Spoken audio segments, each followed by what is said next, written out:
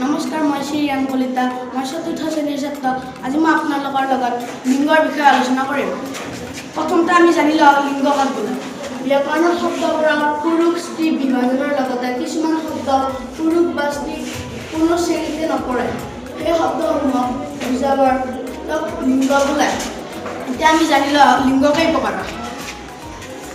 ব্যাকৰণৰ লিংগ হৈছে 4 প্ৰকাৰৰ: পুংলিংগ, স্ত্ৰীলিংগ, উভয়লিংগ আৰু ক্লিবলিংগ। এতিয়া আমি জানি লওঁ পুংলিংগ কাক বোলে। যিবোৰ শব্দই পুৰুষ বুজায় তাকে পুংলিংগ বোলে। এতিয়া আমি জানি লওঁ স্ত্ৰীলিংগ কাক বোলে।